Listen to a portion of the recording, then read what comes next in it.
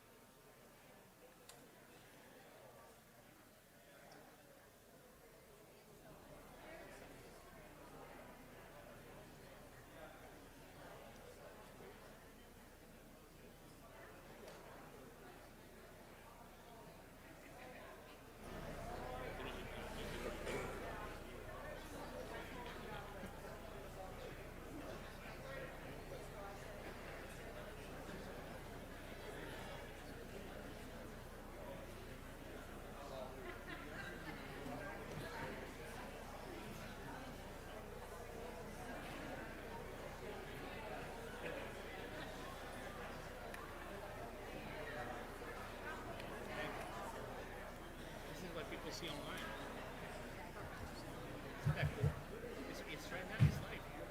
Got 53 people. I'm just gonna tell people where to shoot the live stream. I'll be at the back, and once they start talking, I'll let you know if it needs to go up or down. I'm pretty sure it will be good. Oh yeah.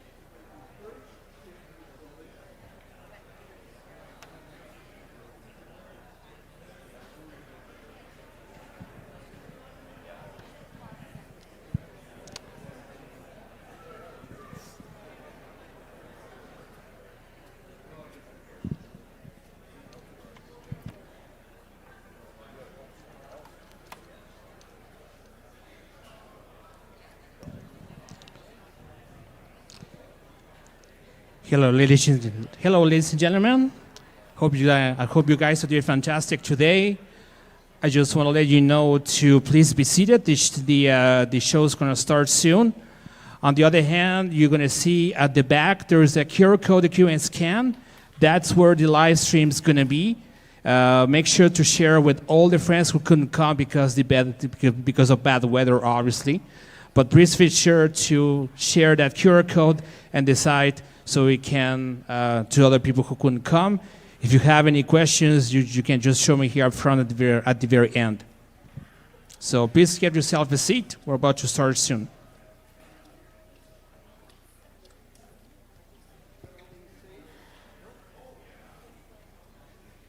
All good on my end? Ready to rock? Hey, look at that.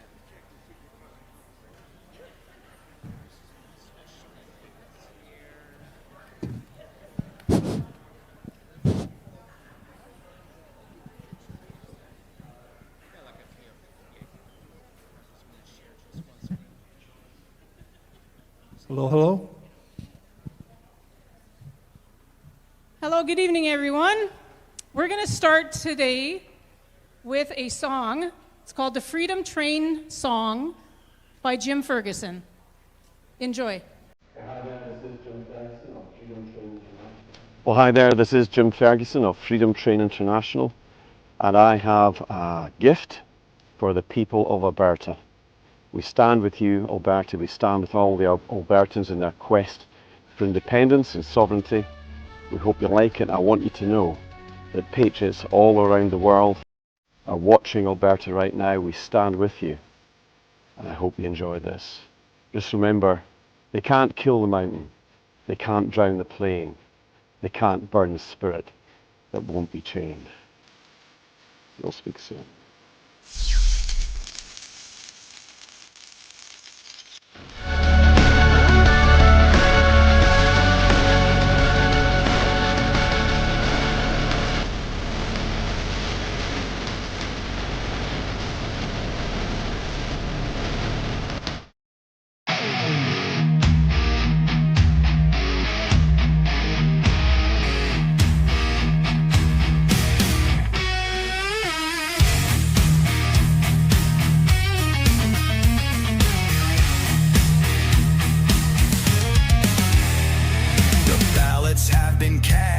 The die is set, but Alberta ain't ready to kneel just yet. They chose their king, their power was met, but we don't answer to Ottawa yet. No crown gave us what we've earned, just dirt and fire and lessons learned. Now the ground it shakes, the steel it groans, and Alberta walks alone. We ride sovereign steel through fire, through frost. We ain't the last, we're the line they lost. Alberta stands, never on its knees. A nation born in the forge of the free.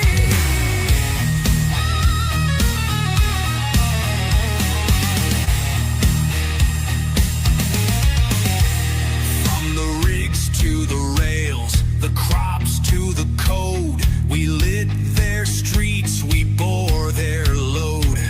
They laughed at pride, they mocked the West, but freedom don't die, it just waits for the test. The cow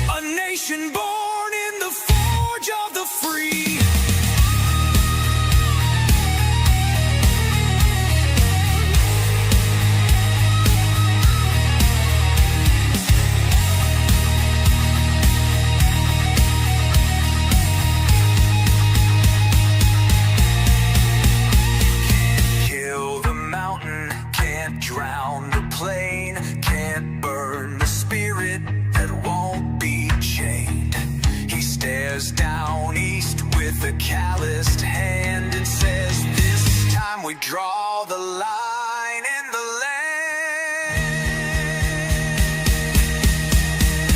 We ride sovereign steel through fire, through frost. We ain't the last, we're the line they lost. Alberta stands never on its knees. A nation born in the forge of the free.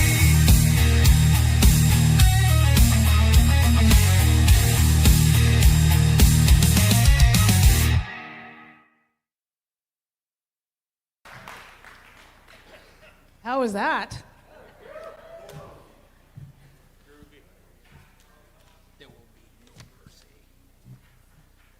Well, good evening, everybody. Thanks for coming and braving that crappy weather out there.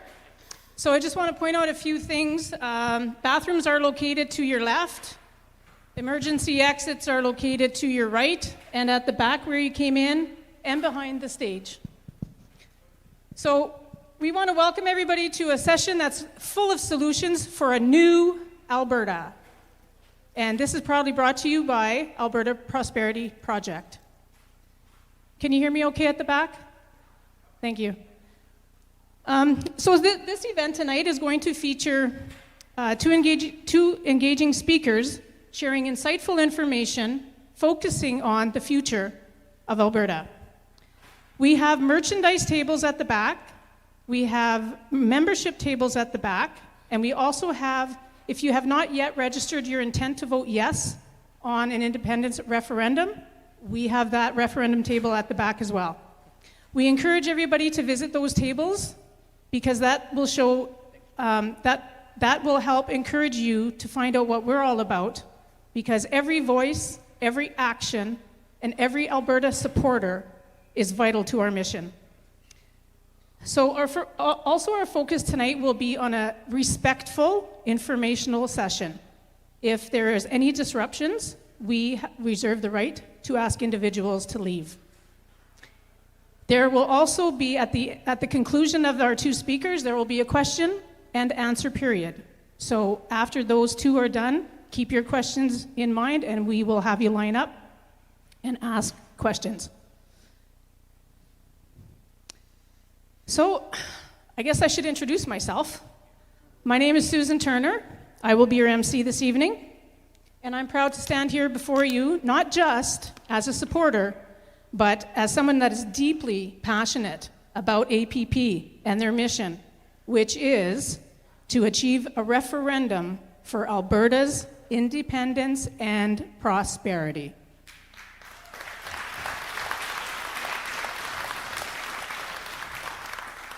Perfect. What is the Alberta Prosperity Project, if nobody knows? So we are a non-partisan, not-for-profit educational society. That's all we do. We educate you about the benefits of Alberta independence. Our mission is to educate you, to inspire you, and to advocate for all Albertans about the benefits of freedom and prosperity through independence. So this movement began in May of 2021 in a humble oil field shop in Nisku, Alberta, believe it or not, where a group of Albertans, they decided it was time to act because they were tired of the inefficiencies of our provincial leadership and the overreach from Ottawa. And here we are today. So traditionally, we start our evening with a prayer, and I would like to invite Pastor Trevor up tonight to share a prayer with us. Please welcome Trevor.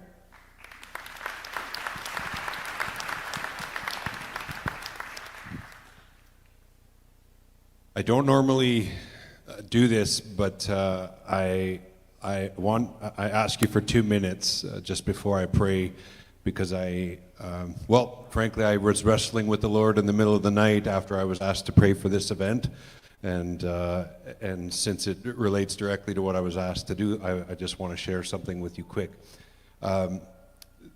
So I was asked to give the blessing, and I want to give a blessing for this event and for the movement. But keep in mind, I don't do anything, right? No person can bless somebody else. When we say we're giving a blessing, what we mean is we're asking God to bless it, right? That's the whole idea. And so I was faced with the question by the Lord in the middle of the night, is this a movement that I would want to bless? That was the question. And so I sat there in the middle of the night, rolling back and forth, asking myself this question: is the notion of Alberta Independence something the Lord would want to bless? And I came up with the conclusion that it certainly might be, and it certainly could be, but it could become something that the Lord wouldn't bless too. We call this movement the Alberta Prosperity Project, and who doesn't want prosperity? But we also want faith and family and freedom, right? Those are things we know that the Lord would like to bless. And so I guess my encouragement to everyone is that I'm going to ask the Lord to bless this, but I'm asking under the assumption that we are wanting to create an independent Alberta that the Lord would be pleased with. And there's a lot to that, but I'll stop there. If you agree with me, I invite you to bow your head with me. So, Father, I thank you for being here, because you said wherever two or more are gathered in your name, there you are in the midst of us. And we have many here who know you and love you and want to serve you and want to live in a country that serves you. And so, Lord, as we gather here, we're recognizing that it's more than prosperity. It's more than just a movement that's trying to put money back in our pockets to get it back from Ottawa. That's one piece. But we want the freedom to do what you would want us to do. We want an Alberta that you would bless. And so we invite you into this meeting. We ask you to open our minds and our hearts to hear what you have for us and show us what part we might have in establishing a land that lifts up the name of Jesus. I pray this in his name. Amen.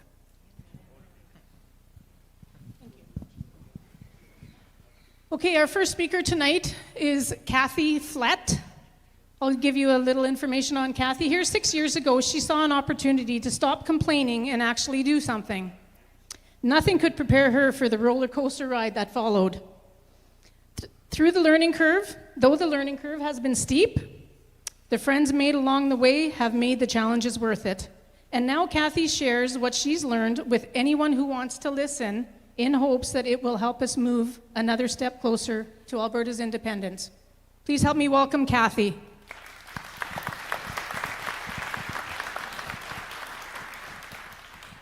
Thank you very much. I told her to make stuff up and she didn't, so there you go.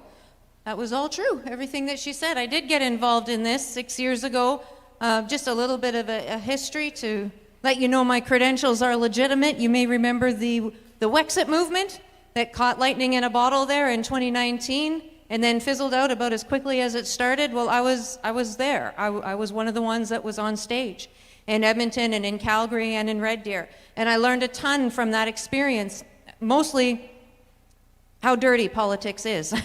That was the first learning curve. From there, I found myself with the Freedom Conservative Party that then changed its name to the Wild Rose Independence Party of Alberta. And I discovered that as dirty as I thought politics was, there was room to grow in that, and it's actually worse than I thought. And so I survived that, and that imploded. And I learned some things as well about the movement itself with regards to Alberta independence. I've been a quote-unquote separatist for decades. I thank Link Byfield and the Alberta Report for that. I just didn't really know what to do with it until 6 years ago. The greatest learning curve that I've had in this is that whenever our movement gains a lot of momentum, and we have never in the history of this movement seen the momentum that we have today, people blame egos, right? Oh, it's egos that took it down. So-and-so got crabby at so-and-so, and that's what happened. And I'm here to tell you that's only actually half right. Here's what really happens behind the scenes, because I watched it 3 times. The powers that be that don't want to see us succeed, and they're big. We know that they're big.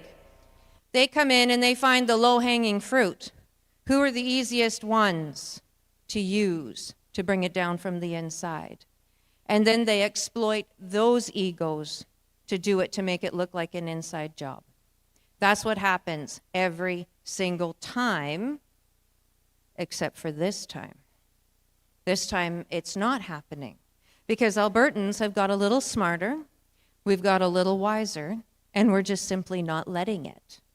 We're not letting it. We're staying together. And I hear quite often, well, everybody's got to get under one banner. All these different groups, we've got APP doing this, and Corey Morgan doing that, and Kathy Flett doing this, and so doing that. They all got to get under on one banner, and that's absolutely wrong. Because what we've managed to create now, with all of these voices all pulling the rope in the same direction, is one hell of a game of whack-a-mole for these guys to play. They can't take us all down, but I promise you we're all friends. We're all talking to one another. That's why I've been invited to this stage here today, to show you guys. The movement is going forward, and that referendum will come. We're going to get it next year. The other thing that I've learned in the last 6 years is that most of us don't know our history, and I was included in that. And so I've had a lot of fun traveling the province over these last several months, helping people learn about our history. How did we even get here? And that's a great question. And to find out that answer, we need to look at the past in order to see the future.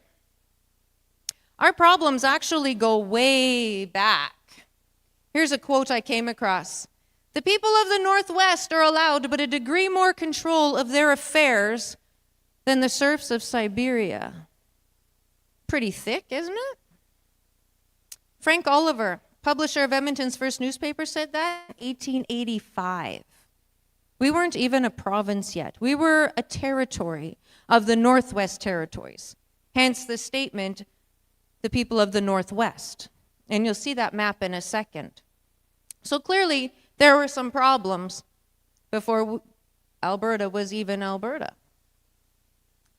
We desire, every patriotic Canadian desires, that the great trade of the prairie shall go to enrich our own people in the East, to build up the factories and the workshops of Eastern Canada, and to contribute in every way to its prosperity. This was said in 1904. And I'm going to show you why that was said in 1904. And this is where I suggest Elbows Up began. At that time, we were being advertised as the last best West, and people were coming here from everywhere. Many from Europe, which is why lots of us are here, but predominantly from the U.S. And people came and they were told, you come, you break the land, you homestead it, and we'll give you that land for free. They didn't tell anybody who was coming here from wherever they were coming from that there's nothing but snakes in the south and minus friggin' cold in the north. They left all of that out, but said, come anyways. And people did. They came here with $5 at best and their families and everything they owned to make something of this land. And it didn't take very long before the people who came here realized it's really hard to get stuff done when your closest political people that you need to talk to are hundreds and thousands of miles away, and texting and email hasn't been invented yet. It's completely impossible when the decision makers are nowhere near.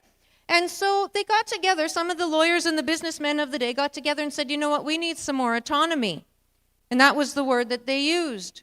We also need some local representation. So they tossed some ideas. They did a brain dump of ideas on the table, and one popped up. What if we create the province of Buffalo? Take the area that we know today as Alberta and Saskatchewan and create one province, the province of Buffalo. So remember in 2019 when those 4 MPs made the Buffalo Declaration, and then all 4 of them were unceremoniously backbenched for having the audacity to stand up for their province in Ottawa? That's the genesis of that name. We wanted to be the province of Buffalo. Well, at that time, our premier was a guy by the name of Haltain. Great statesman, excellent guy. It's really unfortunate we don't have too many like that around anymore. And he, of course, thought that this was great Because where you see all of these, let's see if this will work. La la. All of this part here, this is all the territories of the Northwest that he had to look after. So of course he's going to be happy to offload a good chunk of that. And he said, this is great. You know what? I'm going to take this to Ottawa, where all great ideas go to die. And they said, no, absolutely not. If we do that, and they have all that great big area, that was our very first big boom. And if their population gets bigger than ours, the way this Westminster system is designed, the balance of power is going to switch over to the West. And we can't have that. This was legitimately their argument. They said absolutely not. They took an eraser, a pencil, and a ruler. They erased all the lines, and they created Alberta and Saskatchewan. When the Dominion of Alberta, or Canada first began, it was originally Ontario and Quebec, right? Upper and Lower Canada. Well then, Nova Scotia and New Brunswick negotiated their way in. Manitoba, little postage stamp of Manitoba at the time, negotiated their way in like bookends to this Dominion of Canada. BC negotiated their way in. Remember the states? They were trying to come up through to connect to Alaska, and Ottawa said, oh, no, you don't. And they decided they were going to build this train to join the East and the West, and then they didn't bother to tell you about all the Chinese people that died along the way, but that's what they did, and so BC negotiated their way in. Newfoundland, very last one. These guys held out until 1950. They negotiated their way in, and yet in this argument, we're constantly told, well, Alberta, this is what you negotiated when you wanted to come into Confederation. No, we didn't. Alberta and Saskatchewan did not negotiate their way into Confederation. We were legitimately colonized and appointed a premier at that time, who happened to be a Liberal premier. We were appointed a premier. So when someone comes to you with that argument, they don't know their history. Fast forward to today. You can see some of the lines have changed some more. Both Quebec and Ontario have gained some more land. Manitoba obviously gained a ton of land. And we see the territories now have been divided into 3. This is what the Westminster system of government looks like. And these are the Senate seats. We've got the upper house and the lower house. The upper house is the Senate. That's the red chamber, supposed to be the place for sober second thought. Some debate there. But anyways, when you look at this map and you see all these numbers, these are our appointed Senate seats across the country. Appointed because we don't get to vote them in. Alberta tries, but Ottawa takes it as a mere suggestion. What do you notice about the numbers going across the country? A little lopsided, don't you think? The western provinces each have 6, Ontario 24, Quebec 24, and then you see into the maritime provinces. These numbers are set in stone. They don't move. They're there by the Constitution says that they're there. So that's how many Senate seats each have. Where am I going with this? I'll show you in a second. These are the seats in the House of Commons, the ones underneath. This is the other house that's in Parliament. And you can see 43, 37, on and on and on towards the east. What do you notice about those numbers? A little lopsided, don't you think? This is what they were talking about. This is what Sir Clifford Sifton was talking about. If our numbers got too big in the West, that balance of power would shift, because we would have too many people, representation by population. But is it? In the Senate, each senator in Prince Edward Island stands for just under 45,000 people per senator. Newfoundland, just under 91,000 people per senator. Quebec, 377,000 per senator. This is supposed to be representation by population, right? Manitoba, 229,000. Alberta, over 800,000 people per senator. Is that representation by population? Absolutely not. But maybe members of parliament will be better. We know that those numbers change depending on the population. Alberta just got 3 new MPs in the last election. Prince Edward Island is the same number. I'm going to explain to you why in a second. Newfoundland, just under 78,000 per MP. These are your members of parliament in Ottawa. Quebec, 116,000. Manitoba, almost 7,000. Alberta, 132,000 per MP, and that's after getting 3 more seats. Is that representation by population? No. So when people come at us with the argument, well, it's representation by population, you can say, no, actually it is not. It's absolutely not. So going back to the numbers of the senators and the MPs, how come they are so close over here on this side of the country than they are over here on this side? Well, that's because when they were negotiating the Senate seats, they also negotiated what's called a senatorial clause eventually, and they said, you know what, whatever number of senators you have on this particular day, that's the number that it's going to stay forever across the country. And by the way, you can never have fewer MPs in Parliament than you do senators. So despite PEI's population, that's why they have 4 MPs, because they can never have, constitutionally, they can never have fewer than 4 senators, which means all you really need in Prince Edward Island is 8 adults who are Canadian citizens, and 4 of them could be MPs and 4 of them could be senators. Because that's how the Constitution is written. And then the same goes pretty close for the other maritime provinces. So how is this right? How is this set up correctly? But wait, there's more. Equalization. Here's the equalization that goes on. These are the latest and greatest numbers. I'm not going to read them out to you because it's depressing. But what's even more depressing is we've got what the world needs and our own country doesn't want it from us.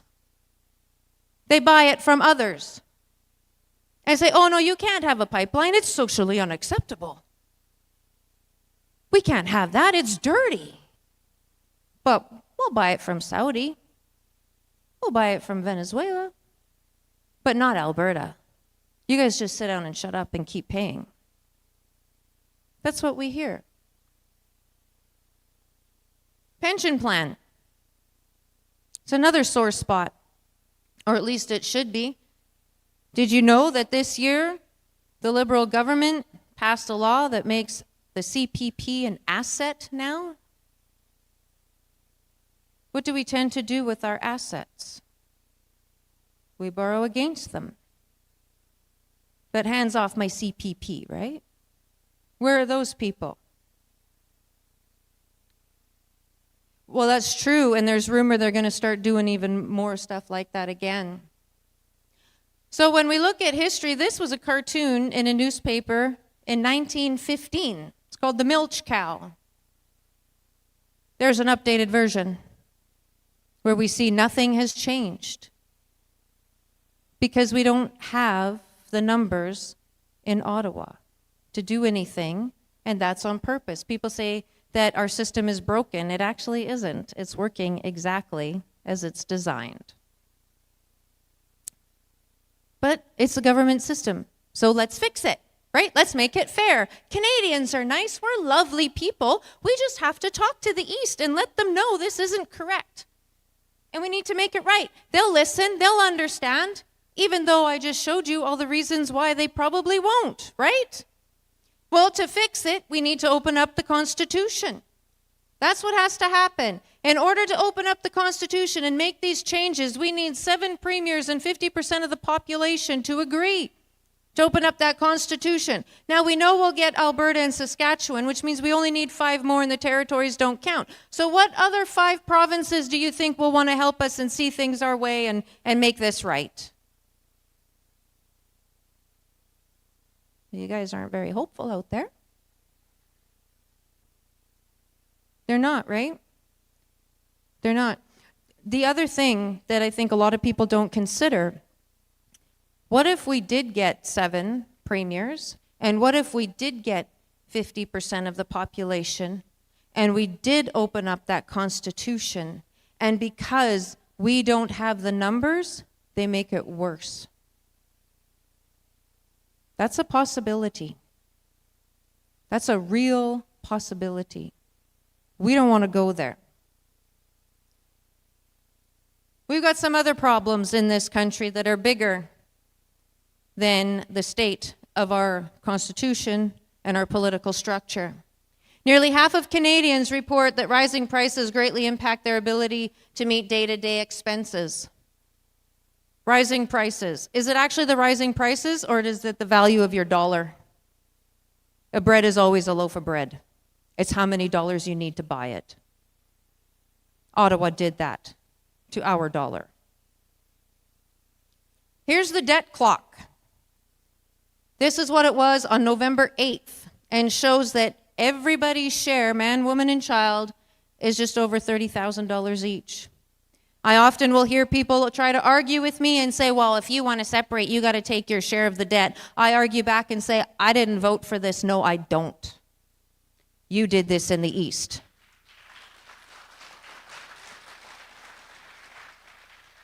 Something else to consider, the amount of GST that we collect right now, well, that Ottawa collects right now, that's barely enough to cover the interest on that debt. That's obnoxious. Obnoxious. Even more criminal, that's more money than what is spent on healthcare across the country. That's how bad our debt is here. That is what Ottawa has done to us. It's what this guy helped do to us. Food bank usage is up. I can attest to that. I'm at ours in Sherwood Park almost every Monday morning. It's bad. It's really bad. The other thing that I see kind of behind the scenes with these food banks, the way that they're putting them together, is it's perhaps on the way to creating a breadline system. Some of the things that are governing our food banks. New report warns the WHO health rules erode Canada's democracy and charter rights. Well, we found out just a few short years ago we don't have any rights. So what does it matter? Our charter doesn't mean anything, but it could actually get worse. John Carpe says if these 3 bills pass, Canada could be a police state by Christmas. They're passing. Christmas is next week. Is this what we want to live under? Absolutely not. Some more headlines. Supreme Court Justice decides that pedophiles shouldn't have minimum sentences anymore. When we stop protecting our children, it's over. As a country, it's over. And I would suggest to all of my fellow Albertans, we have other ways to deal with these people. And it ain't prison.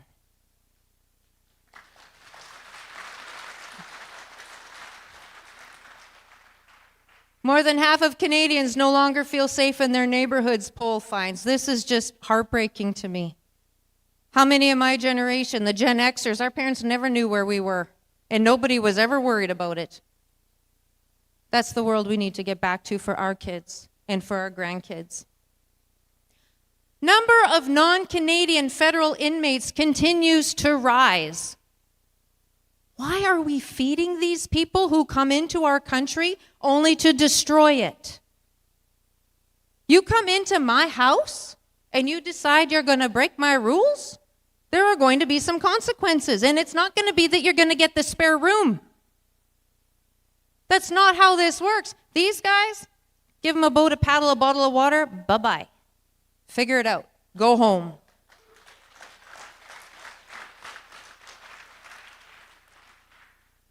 MP outraged after man who raped an Ontario girl given time to consider how guilty plea would affect immigration status. These are recent headlines. These are all from just the last month. Niagara police warn public of 700% increase in human trafficking. This is what Ottawa has done. Revolution against the billionaires. I took this picture myself at the U of A campus where these posters were plastered everywhere this fall. Marxism alive and well in our universities.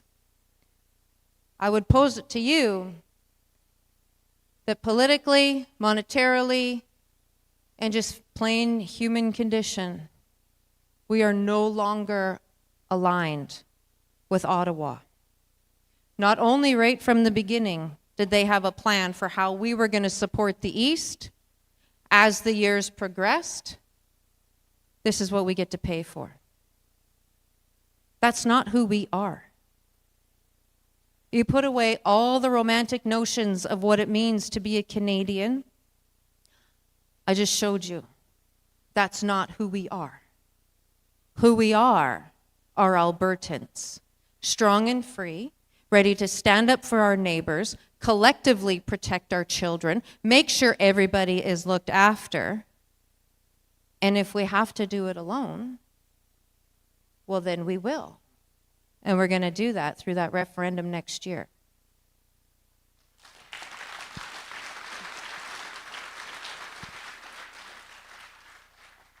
And the last thing I want to leave you with to think about is this.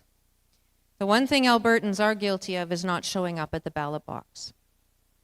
The last municipal election proved that. Where I live, 28%. 28% of the people in Strathcona County came to vote to decide who was going to monitor and rule their own backyard. We get one chance at this referendum. You go and you pick up your neighbor, you say, I will take you for a beer afterwards, but we are going to go vote first. Someone says, oh, well, but my kids have got this. Don't care. Don't care. You go look at your kids in the mirror the next day and, oh, I'm sorry, I just couldn't go vote that day. But now the rest of your future is going to suck because I wouldn't go vote that day. We have to get out there. We have to get those numbers right up. 80% voter turnout and nothing less. Nothing less. And we can do it.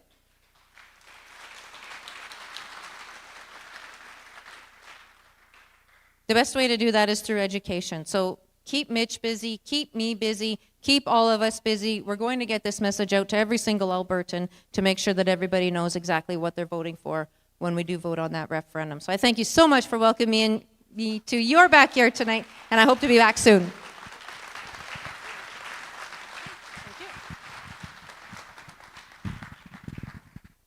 Thank you, Kathy.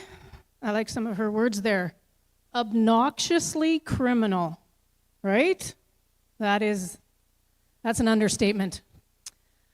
So before our next speaker comes up, we just want to let you know that the Alberta Prosperity Project, we are a not-profit organization or society, and the only way that we can educate people is by doing these town halls all over the province, and they're not cheap.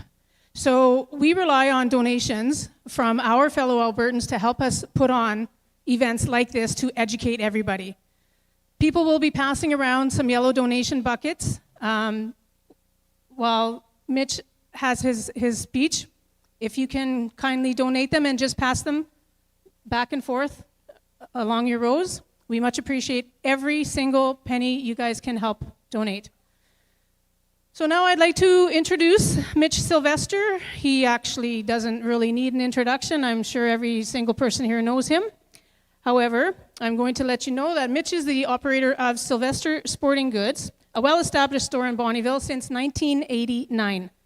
Mitch is actively involved in political advocacy. He chairs the Alberta First Pension Plan Initiative, and he is the CEO of this Alberta Prosperity Project. Mitch is an advocate for the people, and he speaks with honesty and integrity. Please welcome Mitch.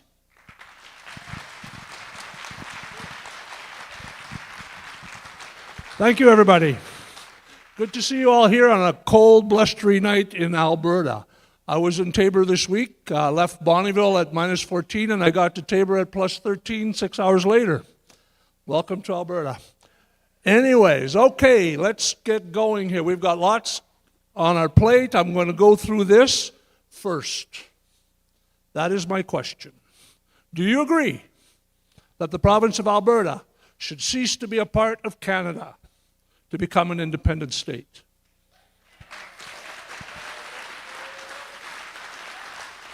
So that, you can refer to that as the Bonnyville question because it comes from here. I'm the citizen that is the proponent of that question.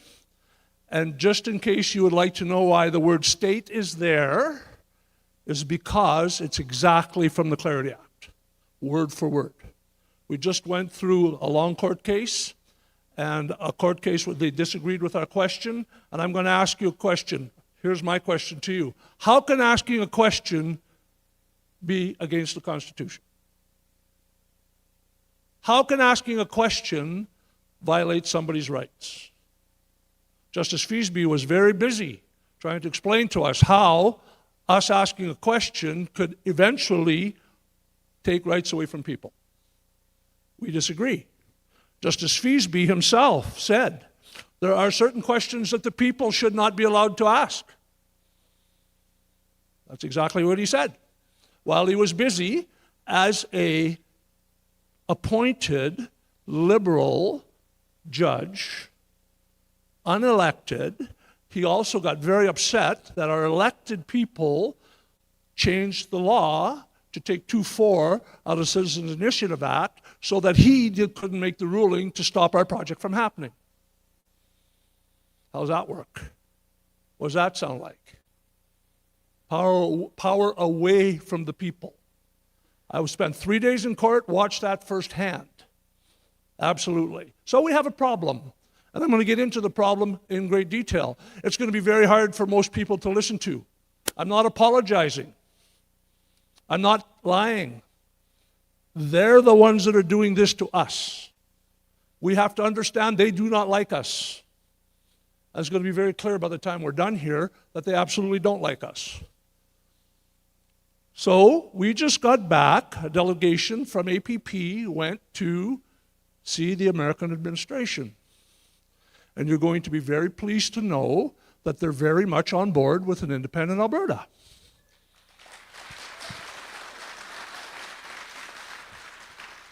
The biggest reason, and it may come to a surprise to everybody in the room, is because they're concerned with their national security. Because we have no laws here. We have no racketeering laws, we have no money laundering laws. So as a consequence to that, this has become the hub, the absolute busiest place probably in the whole world for organized crime. Foreign interference is the greatest strategic threat facing Canada's national security. This is 2 years ago. We had 11 election interference cases. None of them have amounted to anything. They never looked. They were supposed to name them. They never named them, never looked into it. The RCMP are aware of 4,000 organized crime groups in Canada. 4,000. These people control our health care. They're the big drug companies. They're the people that are hurting us on purpose and running our country and making inflation what it is and making Alberta such an expensive place to live. And we'll get into that a little bit later. Also, in northern Alberta, they found 7,600 kilograms of chemical to build fentanyl. And remember when they were talking about putting tariffs on Canada? Trump said, we're going to put tariffs on Canada because, you know, you guys are bad guys and you're sending all this fentanyl into the States. That's killing 100,000 of our kids a year. And Trudeau says, well, they didn't catch very many. 7,600 kilograms. That's 76 tons of chemical to make fentanyl. That's in Fox Creek. 1% of the containers coming into Vancouver's port get checked. Same thing with Halifax. Who's running these ports? The cartels. That's what's going on in Canada, all over the place. Now, I want you to understand something. Let's take the emotion out of Confederation. I'm in a buying group, and that's what Confederation is supposed to be. Confederation is supposed to be a collection of provinces that get together to make a deal so that each one could collectively benefit by being part of that group. Is that the way it's working in Confederation? That's the attitude in the 80s. Everybody remembers this. Screw the rest. Screw the West, we'll take the rest. Now, Mr. Clifford Sifton said, and Kathy alluded to that, but I want to change that. We desire, and every Albertan desires, that the great trade of the prairies shall go to enrich our workers and their children and their grandchildren, to build up factories and workshops of Western Canada and contribute in every way to its prosperity.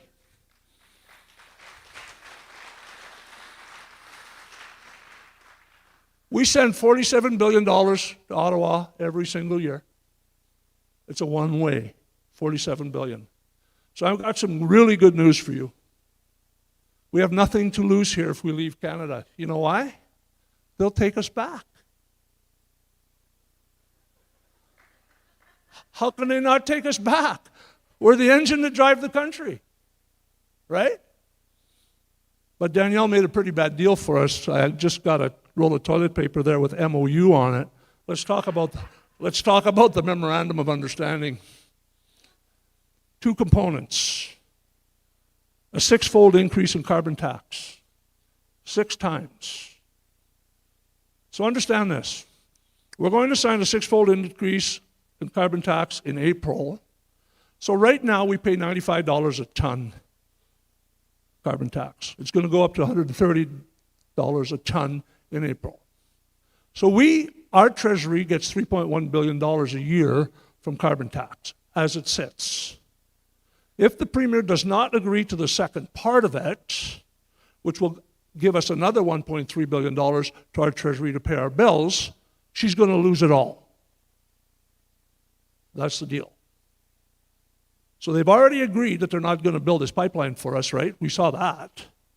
So now we've got a six-fold increase in carbon tax and no pipeline. And they're building pathways. They're actually building it now, which is a carbon-sucking machine. It's going to liquefy CO2, put it down a pipe, and they're going to stick it in the ground, and they don't know where it goes, but what it will do is increase oil revenue for oil companies. But if it comes to the surface, it could kill everything around it because it sucks the oxygen out of the air. They have no idea where it's going when they stick it in the ground, and it could come up in a year, 2 years, 4 years, 5 years. It is extremely toxic. And that's what kind of a deal we just made with our Memorandum of Understanding.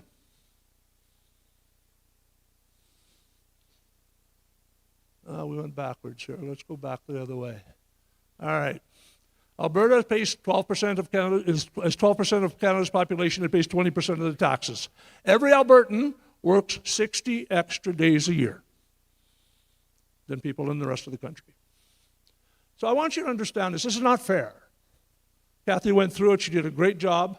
And I'm going to go through, I have some similar slides. I'm going to go through those quickly and get to the rest of it. But I just want to say it again so you understand how unfair this deal is. And you can also understand that if they truly wanted to change it, they could change it instantly in 1 week. That's how long it took to pass Bill 14. Now let's talk about Bill 14. Danielle just passed that. Bill 14 says that we're going to take 2(4) out of the Citizens Initiative Act, which is supposed to be designed so a citizen can ask a question of the federal government or the provincial government that basically the government hasn't got enough courage to do on its own, so they put it on the backs of the citizens. But in our case, they put 2(4) in there because they knew it would take us to court. Cost us about $100,000 to fight it. But they took it out at the last minute, and now we have the opportunity to ask our question. And I was told by the Premier that you will get the opportunity to collect your signatures. You will get the opportunity to have a referendum. Let's see how that goes. How is that going to go? I'm going to tell you how it's going to go because this is my 90th town hall. If we get the information in front of the people, we will win. There is no hiding the fact that this is a very bad deal for Alberta. I'm going to count on every one of you to talk to people and tell them how bad a deal this is because people don't get it. They get all emotional. the only way to save Canada or Canadian provinces is for us to get out and save Alberta.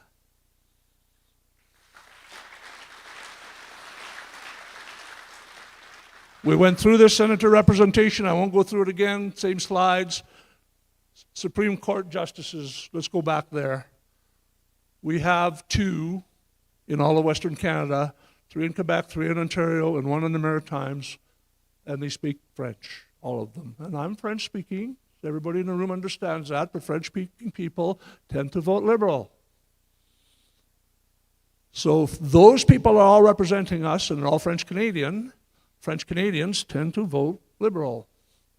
It's very hard to get conservative values and conservative judgments from these people, as we just saw, even in provincial court, how hard it is to get a Liberal appointed judge to push things in our direction. Now let's talk a little bit about equalization.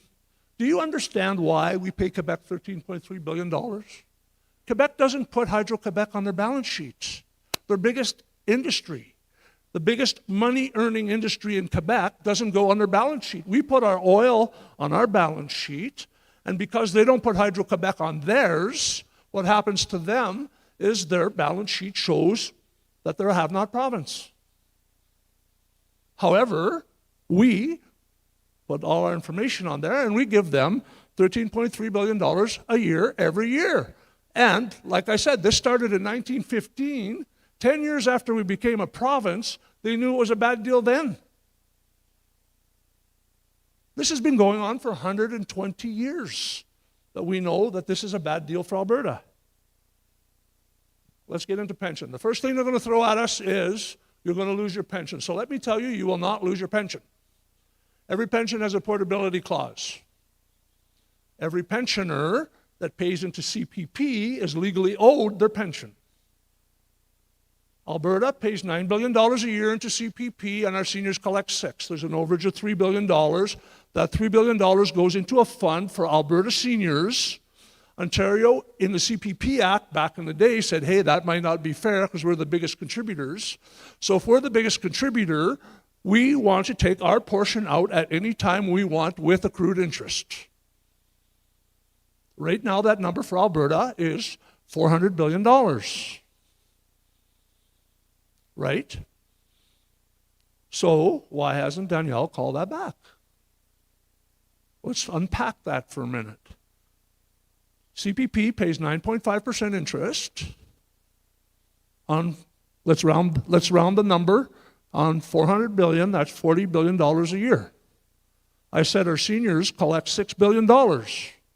So just our CPP fund could earn $40 billion plus the $9 billion contribution. $49 billion. And our seniors collect $6. In reality, we could give our seniors an 8-fold increase in their pension 8 times and still maintain the principal. Right? So why hadn't they called that money here?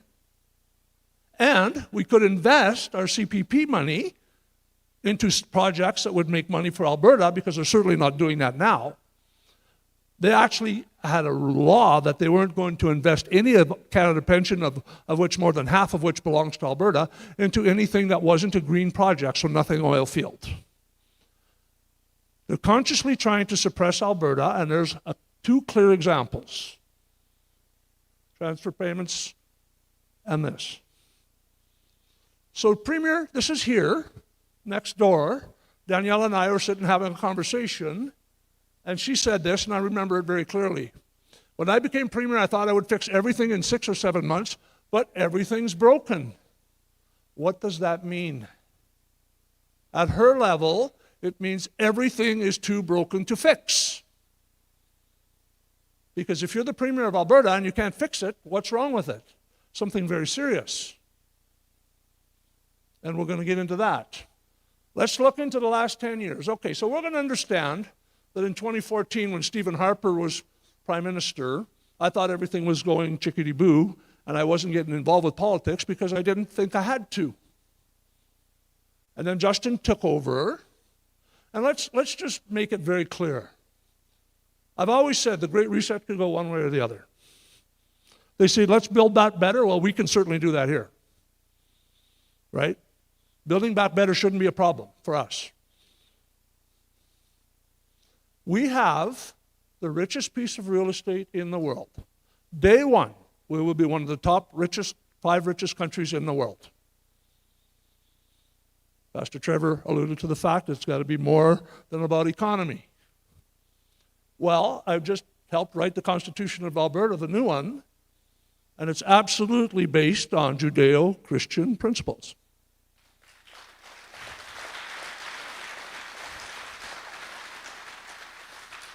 Now, I had the opportunity to do the Bill of Rights for the province last year when we went to the AGM and we asked about the Bill of Rights, and we said, you know what, the Premier said, we're going to give you this, this, this, and this, and she never ended up giving us any of that. Property rights, gun rights, bodily autonomy, freedom of expression, all of those things which she promised that we were going to get. And then let's just take the right to bear arms. She said, you shall have the right to bear arms according to the new Bill of Rights in accordance to the law, in accordance to federal law. So that means we have no rights at all. Because the federal government, the way the Constitution is written, 92:13 of the Constitution said that provincial governments have the ability to rule over property, all property. But what the federal government, what Danielle did there is they put that in according to federal law and took that away from the province and gave it to the feds. And the feds, of course, are anti-gun. We're going to get into that too. But just understand this. We have the people, we have the infrastructure, we can make this work. And like I said, we got nothing to lose, they'll take us back. However, I do understand one thing. We're that frog that was put in that boiling water. If we understood how much money we would have if we got away from those criminals in the East, it would shock everybody in the room. And I don't use that term lightly, because they are looting our treasury. Period. No way around it. Is there anyone in this? How many people believe the federal government is stealing from us? Hands up. Okay, so everybody agrees with me. So when plunder becomes a way of life for a group of men in society, over the course of time they create for themselves a legal system that authorizes it and a moral code that glorifies it. Well, let's dig into that. An audit of $187 billion worth of liberal infrastructure spending finds 20,000 missing projects. What does that mean? That means that the projects were paid for, but they weren't built. 20,000 of them. Nobody went to jail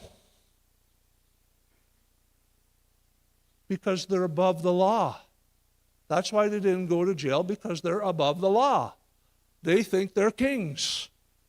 Gilbo, $254 million into his own company.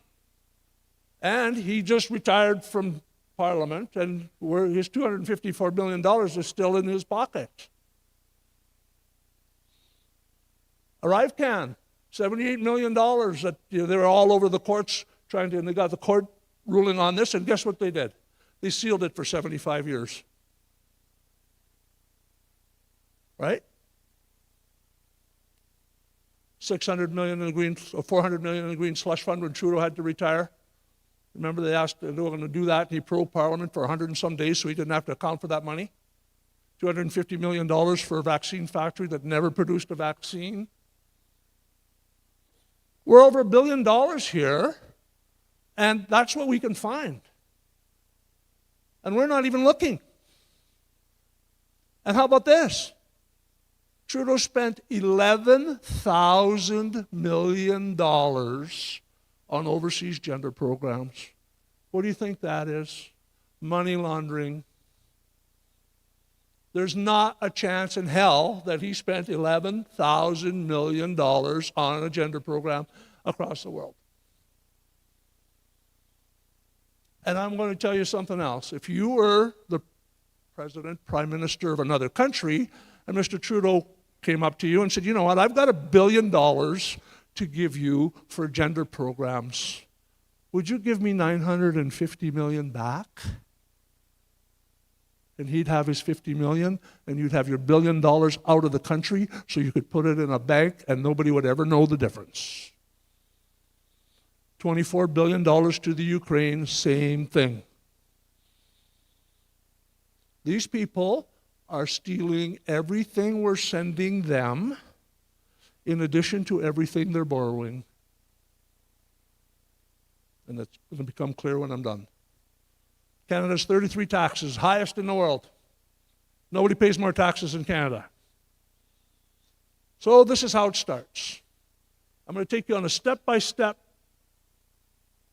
journey on how Justin got us here. Now I want you to understand something. Justin Trudeau is no fool. In spite of the fact that everybody laughs at him and thinks he's an idiot, he's the guy that got us here. He's the guy that actually started this program, and what he said, there is no core identity, no mainstream in Canada, and consequently that makes us the first post-national state. So he's a globalist. Globalist means no borders. How do you control anything if you have no borders and no place that you can control it from? All these people that are in Ottawa are 3,000 miles away from us, and they're hard to reach, whereas our MLAs are right here. They know that. Globalism is to take away centralism, because you can control central government. You cannot control a government that's in Europe. And that's what they want to try to do. Take away local rules. So here's how it starts. This is step one. This is the ring that controls all the rings. In 1954, there was a statute in the code that said that it was illegal to lie to the people. In 2019, Bill C-39 was passed, and C-39 made it legal to lie to the people. Why would you pass a law like that? And I'm going to ask you that question 10 more times before I'm done this. Why would you pass a law so that you could lie to your people if you didn't want to do anything shady? And that's what they're doing. Step one, control the message, control the media. Hitler gave everybody in Germany in the mid-30s, 1930, a radio. And everybody said, oh, well, that's really kind of you. Well, it was really kind of him, but then he controlled the message. Everything that he wanted to tell them, they were listening to every day. I can remember going to my grandpa and grandma's house, and that radio was on all day long, and they were listening to everything that was being said. And that was in the 50s, 60s, 70s. Step two, the very concept of a nation founded by European settlers is offensive to me. Old stock white Canadians are an unpleasant relic and quite frankly replaceable, and we will replace them. So what has he done? Brought in 15 million immigrants into Canada. There's 45 million people here. 15 million immigrants in 10 years is a third of our population. What's he doing? He's replacing us. And what else is happening? Hospitals are full, infrastructure can't keep up. We're like adding a Calgary into Canada every single year. How do you keep up with that? And on the 1.95 million this year. So you want to hear the best. This is the best. Like this is just past. So I just want you to understand this. I got to get close because this is a new one. If you pop over from India and you become a citizen who stays in Canada for 3 years, then you can return home, and then it won't matter where your kids are born, they will be Canadian citizens. And their children will be also Canadian citizens, and they all can vote in our elections and receive benefits and move to Canada at will if they were born in India. How the hell does that work? I'm going to tell you something else. We talked about the Constitution, which will be released this week. We think that citizens of Alberta should be born here.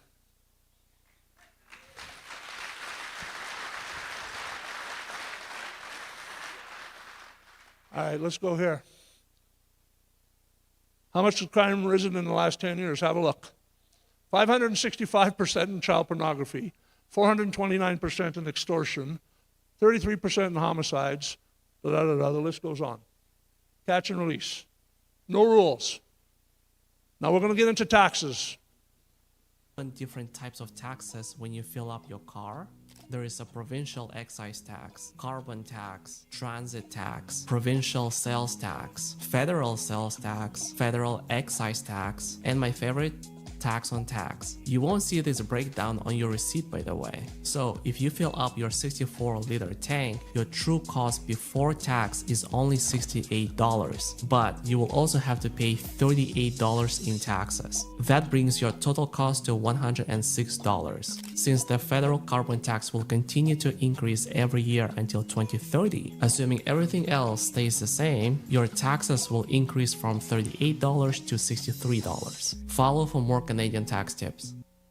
Okay, so the reason I put that slide in there is because I want you to understand, and most people don't get it, when I tell them that they're paying 43% tax. Because most people don't understand that there's 7 taxes on a gallon or a liter of gas. It's the same thing when you buy your groceries. An increase in carbon tax is an increase all the way up the chain. The trucker, the guy that pays for fertilizer, the guy that grows it, everything that time that product moves, you're paying for it. So how do you think a 6-fold increase in carbon tax is going to affect your taxes? Right? A 6 times increase in carbon tax is what's happening. What do you think that's going to do to the cost of fertilizer and the cost of putting a crop in and pulling it out? And that's what our government just signed on. They're going to start April 30th of this year. So when we're talking about you're going to not pay taxes in free and independent Alberta, this is what you're not going to pay. Carbon tax, personal income tax. You may not even have to pay personal income tax, corporate income tax, GST, excise taxes on fuel, alcohol, tobacco, cannabis, customs duties, air travelers tax, luxury tax, provincial territorial tax, capital gains, land transfer tax, media tax, regulation tax, CPP tax, business tax. And they don't even want you to give their money to your kids because they charge you a state tax. So I was in Le Crete not very long ago, sitting at a table with a gentleman whose parents had just passed away. They had 6 quarters of land. Each quarter was worth $550,000. Dad paid $50,000 for these quarters. The capital gains on $3 million was $1.5 million is what they had to come up with in order for them to inherit their land. That's how much the estate tax was. Carbon tax, let's talk about this. Carbon taxes cost Canadians billions over 5 years, hurting the economy while reducing CO2 emissions by 11.9 gigatons. China produces 11.9 gigatons of CO2 every day and a half. So understand this. Let's just assume that CO2 doesn't stay in one spot. That if the wind blows, it's going to blow it around the world. Right? That's reasonable. So even if, if you're a climate activist and you say, you know what, we don't want to, carbon is going to affect us, when they get serious with China and the USA and India is maybe when we should start getting serious about killing our entire industry. But I'm going to tell you something. The reason they're killing our industry has got nothing to do with CO2, obviously, or they take care of it. The reason they're killing our industry is because they want to hollow out the middle class. They want to make you broke. And it's conscious. They're doing it on purpose. Our government is doing it on purpose. Coal power stations, China has 1161, USA 204, India 285, and guess what? None of them pay carbon tax, just us. They're the biggest emitters in the world. They pay no carbon tax. So what's the point of our government hamstringing us? According to Danielle, she said federal government is sabotaging our industry. Who would have ever thought they'd live long enough in Canada to see the federal government sabotage the biggest industry that we have? Sabotage is her word. Let's talk about COVID. Big pharma, cartel, money on drugs, That's what we're dealing with. We're not going to talk about what happened. We know what happened. That Alberta's COVID-19 pandemic response, I tried to get a report done on it. I tried to get investigated. You know what they told me? Quote, there is not a judge in Canada that we could depend on to do this the right way or to tell the truth about it. Quote from a very, very high government official. I don't want to touch this because it's above what I can do. We'll let the Americans deal with it. The leading cause of death in Alberta since COVID is unknown causes. There is no such thing as unknown causes. And they admit it. But political control and power. All right. Now this is getting really interesting here. I'm going to have to go over this. Bill C-9 has just been passed. We talked about being a Judeo-Christian state. Our government is passing Bill C-9, and I don't like to read slides like in their entirety, but I don't have this memorized, so I'm just going to read it, and then we'll talk about it. Okay, when telling the truth is deemed hate, you'll know that Bill C-8 and C-9 have passed. Okay, this is a very dangerous bill. It uses the concept of naming a group. A political entity, the Order in Council, names a group as a hate group. From there, the members of the group are all guilty by virtue of possession of the symbol, which could be the Bible or a cross or anything. The group could be Christians. Where Mark Miller in debate names the Bible and Torah as hate and states there's no legitimate religious defense, it means the group is Christians, Torah Jews, and because, he said, other religious texts, the Quran. This enables the government to target religious individuals as part of the group. This is exceptionally evil and broad and typical only of communist countries. Okay, now here is where the rubber meets the road. Forfeiture, the forfeiture clause. This is the most problematic forfeiture clause ever written. What happens may, this is their wording. Now I want you to pay very close attention to this. May, in addition to any other punishment imposed, be ordered by the presiding provincial court judge or judge to be forfeited to His Majesty in the right of the province in which that person is convicted for disposal. Do you understand? For disposal. I'm going to read it again. May, in addition to any other punishment imposed, be ordered by the presiding provincial court judge or judge to be forfeited to His Majesty in right of the province in which that person is convicted for disposal, as the Attorney General may direct. So if you're a Christian and this bill passes and they make you part of a hate group, they can legally dispose of you. Why would you pass a law like that?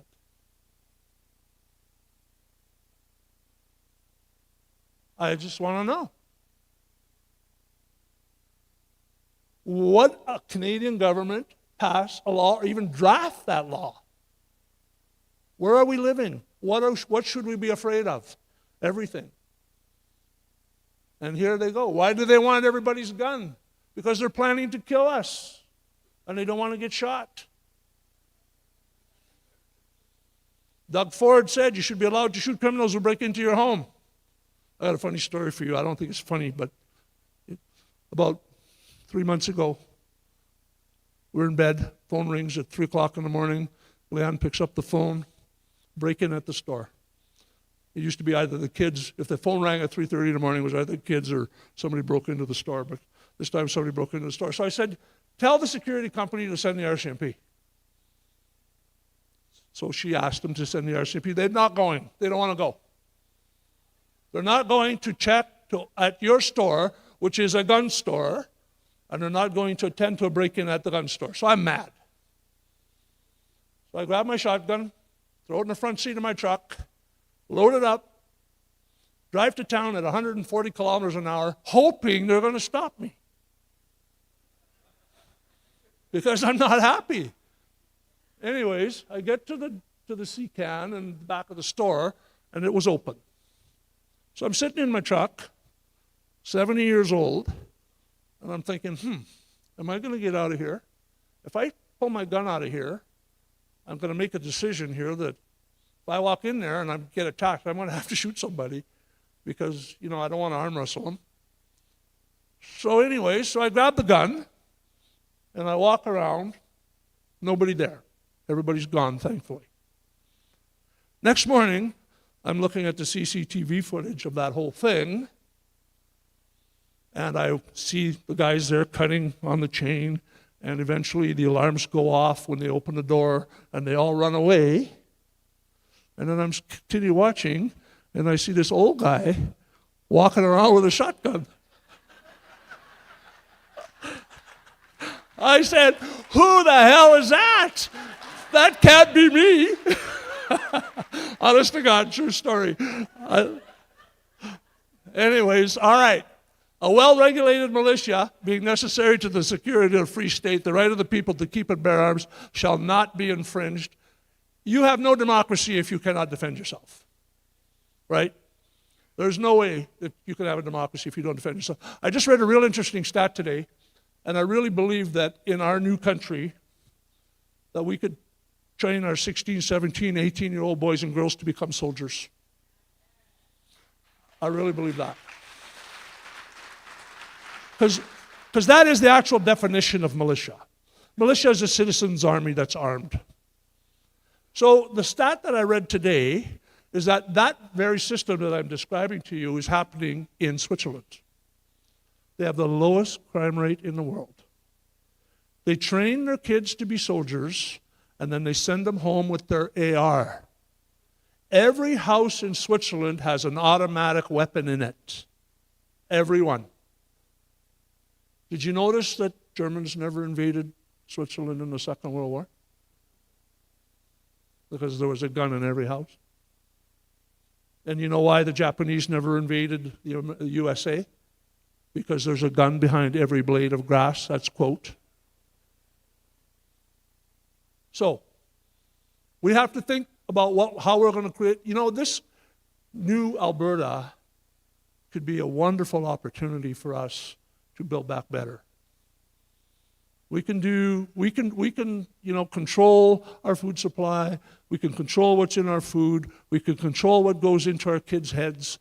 We can control how the whole world is run and make it better than it is right now. We don't have to worry about woke ideology. We don't have to do anything. We can make our own damn rules. All right, now let's talk about your money. Kathy alluded to this. I'm going to go into it. Here it is. Inflation. If you double the money supply, the value of your money halves. Since 2014, 2015, money has doubled, and what's happened is, if you had $100,000 in the bank, at the end of that 10-year period, you could only buy half of what you could have bought with that in 2014. That's the actual way it works. Now, I want you to understand something. These guys know that. That's why they keep borrowing money. They're trying to make you poorer. They're doing it on purpose. How do I know they're doing it on purpose? Because they're shutting our oil industry down. If you're in business and you're borrowing money every year, how do you pay it back with the thing that you have in your business that's earning the most money? They're borrowing money and shutting industry down. How the hell does that work? I know how it works. It's absolutely doing what they want it to do. Hollow out the middle class and make you guys poorer. And how do you think that affects the kids? We know how it affects the kids. We see it. How many 20-year-old kids can buy a house? When I was in high school, a long time ago, I'll tell you how long ago that was, there was no birth control. And there was a couple, 3 girls and guys that got pregnant back every year almost. And you know what? Some of them got married, and most of them are still married today. But the point of the conversation is this. At 18 years old, they could go out there, they could earn a living, mom could stay home and raise the babies, they could still have a house and a family, and everything was fine. You cannot do that today. And they bring in all these immigrants to fill in all the jobs. So our employment rate among our youth is somewhere in the high double digits now. That's the other side effect of that. What's the point of not allowing tankers to go up and down our coast when the American tankers go up and down our coast every day? And the Saudi tankers come into the St. Lawrence River and bring all that oil to Eastern Canada every day. But they shut the West down, right? Just understand, Confederation is working exactly the way they want it to work. Nowhere else in Canada do they sabotage industry. Bill C-69, we actually won that court case. They ignored it. They're still blocking pipelines. They've got a production cap. What does that do? 5% production cap will cost you 40,000 jobs and reduce GDP by $20 billion. The Liberals keep the production cap on. No surprise. Okay, here's where the rubber meets the road. Norway came to Alberta to study our oil patch a long time ago. Norway today has a $1.95 trillion US dollar oil fund. We're $100 billion in debt. Alberta produces 2.5 times more oil than Norway. 2.5 times more. We do 4.6 million barrels of oil a day here, and they do 2 million barrels a day in Norway. And they have a $2 trillion oil fund, and we're $100 billion in debt. Where's the money? Where's the money? Well, the oil companies are doing fine. It's the government that's not keeping any money. Their oil fund in Norway just hit $2 trillion. It equals 340,000 US for every citizen. For every citizen. And Canada is the only country on the planet stupid enough to tax, cap, and ban the very industries that made us rich. Bullshit. There's nothing stupid about them. They're doing it on purpose.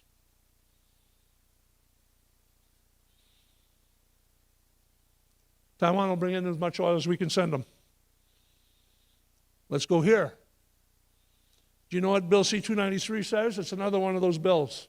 It says, in the case of an emergency, the federal government will be able to go to your home and seize your land and your herd. So why would they do that? And what just happened with the ostriches? They seized their land and they killed their herd. 300 ostriches. What for? They wouldn't even let them test the birds.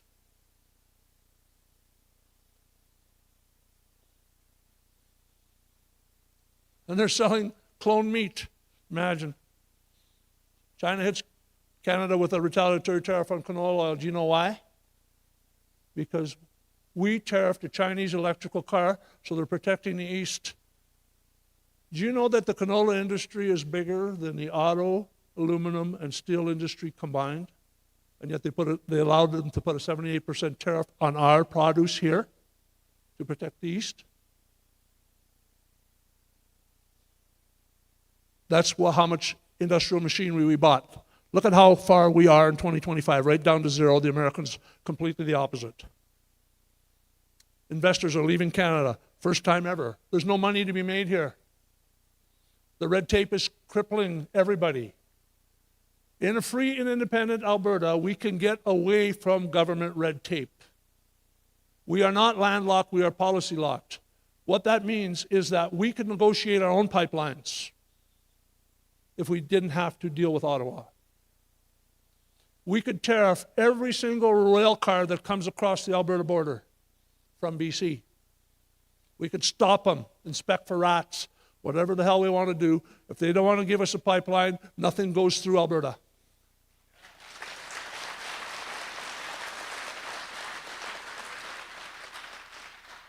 The real GDP capital growth in the last 10 years in Canada is 1.4%. There's no way you can do that unless you try. There's no way you can do this unless you try. Absolutely no way. Ireland grew 40% in that period of time. What's Ireland got compared to Alberta?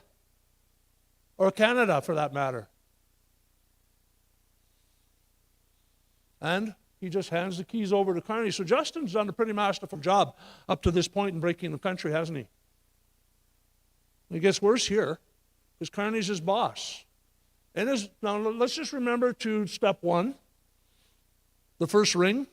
Carney says that Western society is morally rotten, and that and it has been corrupted by capitalism, which has brought about a climate emergency, and this, he claims, requires rigid personal controls on freedom. That's as communist as you can get. And what he ultimately wants is a technocratic dictatorship. You know what a technocratic dictatorship is? Let's unpack that for a minute. It's when big business runs the country. So unelected officials, big business, are going to run the country, right? Mr. Polyev says socialism in all forms moves at different speed, but always to the same place. Impoverished health for the many and special powers and wealth for the few. Which category do you think you're in? It's everywhere that this happens. I want you to understand something. The people of China, the people of Russia, the people of Venezuela that have had all this stuff happen to them, that are now living in communist societies, are just as smart as us. And why did that happen? Because they did not do anything about it. They allowed it to happen. That's where we are today. We have a decision to make. We have to decide that we're going to win this. The only way we don't win this is if people don't hear this message. That's the only way we don't win this. Or they cheat. And they will. It has to be bigger than the cheat. And this is Polyev talking, that's not me. He says we're going into socialism, which is communism. $85.9 billion in investments has already left. All right, let's go into this little slide right here. 2,400 businesses bankrupt, 106,000 jobs lost, 12,500 dead from MAID. Do you know that those MAID guys that got killed by an injection, that they take their organs and their blood, every one of them, and sell them? This is Canada. They tell, if they're depressed, they tell them that you can have MAID, and then they'll take their eyes and their lungs and whatever else and sell them. You understand where we are? Are you concerned? And this is all Liberal government policy. Mr. Carney has 103 ethics violations in 7 months. An ethics violation for a guy in his stage is that his businesses are going to benefit from what he does in government, the bills that he passes. Out of 42 contracts since he became Prime Minister, all contracts have been with Brookfield, which is his company. And what? He's not going to jail. He's not even being impeached. He's got his technocratic dictatorship right now. And Mark Wiseman, who's he? Chairman of BlackRock. He's going to be our ambassador to the U.S. So the plot gets thicker. And you know what the funny thing is? They're not even hiding it anymore.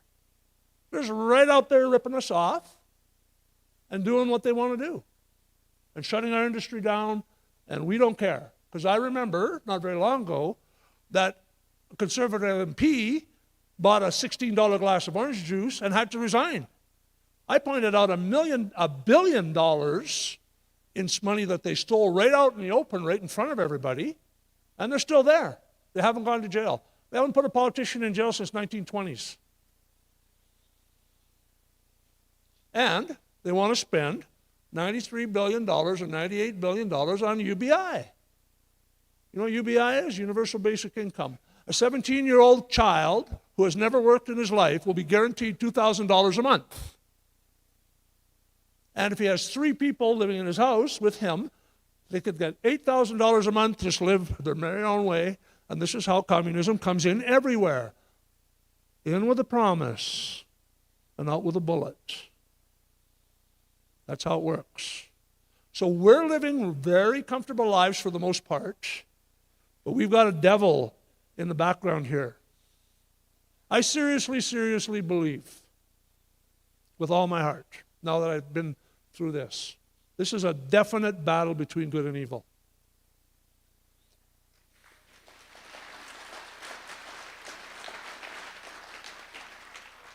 And Canada and Europe are now, behind the scenes, getting digital ID in place. It's happening right now. Danielle's 12 demands, she got none of them. If you were the government of Canada and you had your biggest producer that wanted something from you to make them happy, and you give them nothing, how does that work? And let's go here. Did you notice? This is where all these infrastructure projects, major projects, are going to happen.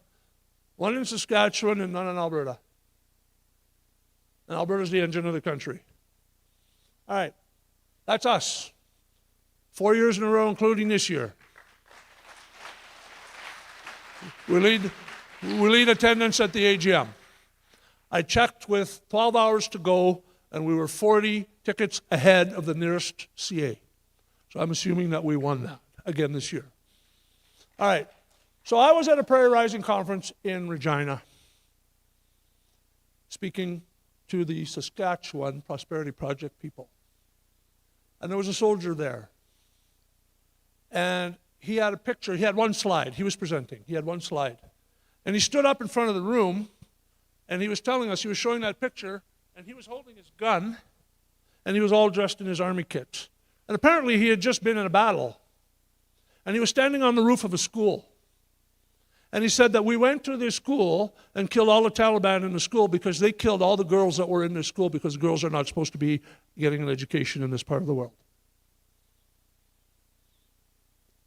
And what he said was, we paid for our freedom in blood.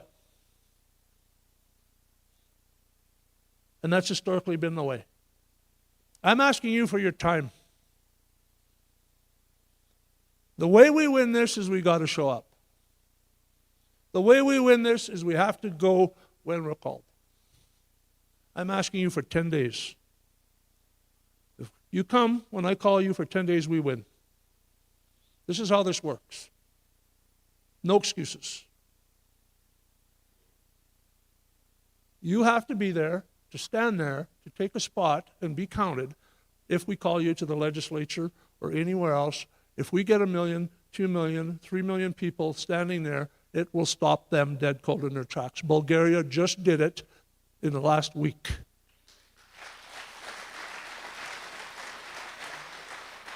And we're not talking about getting shot at. We're not talking about running into a machine gun.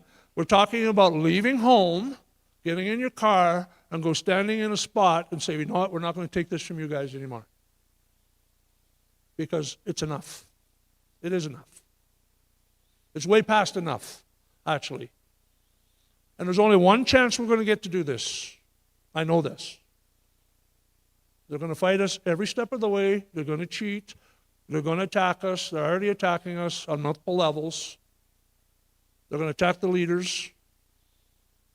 And they're going to make it very hard on everybody. And they're going to say, hey, this can't work for you.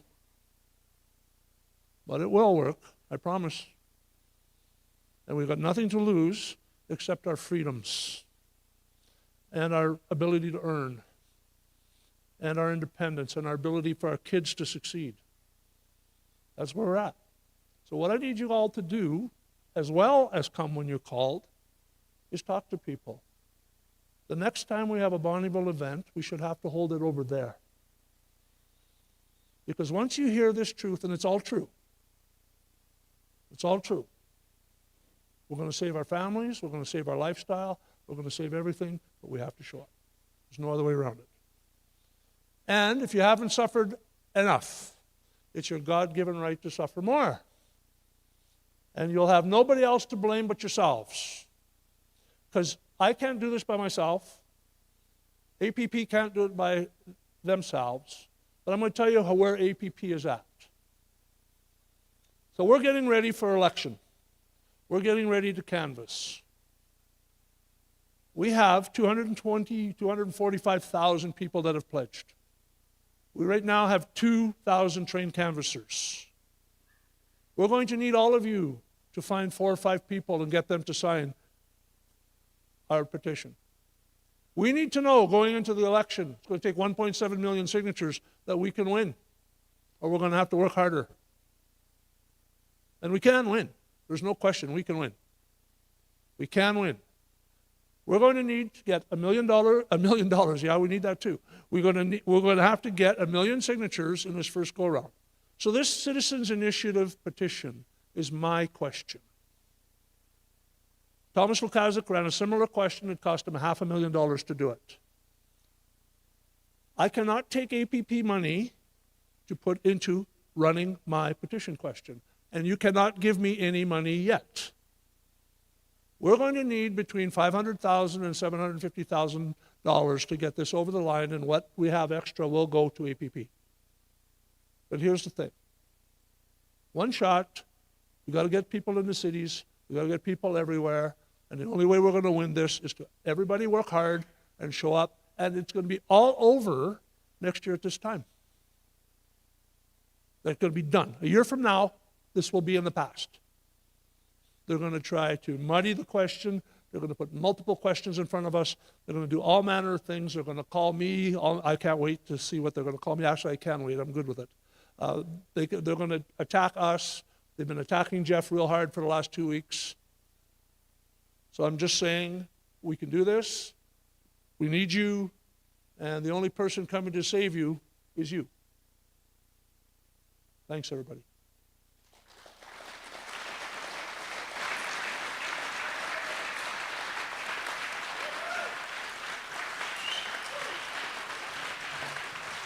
Thank you very much.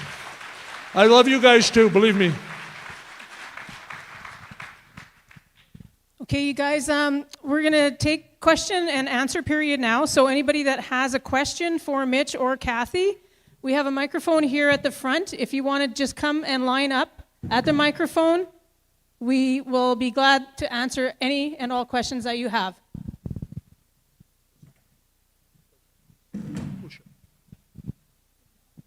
We'll share, Mike. Come on up, Kathy. We're going to split the questions. You get one, I'll get one. Yeah. Well, if you do, if you don't, I mind. Yeah, you can use it. Go ahead. Hello. Is that thing on? Talking to it. Hi, my name is Diane Dargy, and I'm from the St. Vincent area. My question to you is, what will happen if the recall legislation or the recalls of all of the MLAs actually goes through and the NDP get into power? We will lose everything. Okay. That simple. Yeah, we can't lose those recalls. The only government that's going to put this through for us is the UCP. And Danielle has said publicly, even though Danielle is not really on our side of this, she's always said she's an independent Alberta within Canada girl. I would like her to change that stance, and have asked her to do it multiple times. But we need to win those by-elections. We absolutely need to win them. I'm surprised that they haven't recalled some similar close ridings like NDP ridings in the cities, because some of them were like 200 or 300 votes, and we could contest them. So I would suggest that they contest them as fast as they can. Go ahead, sir. Hi, my name is Cezary Giluk, and if I could ask you a favor, could you please show everybody copy of Carney's MOU I brought you? Yes, I could. Now, Yes. So he thinks the memorandum of understanding that Danielle signed is toilet paper, and I have to agree.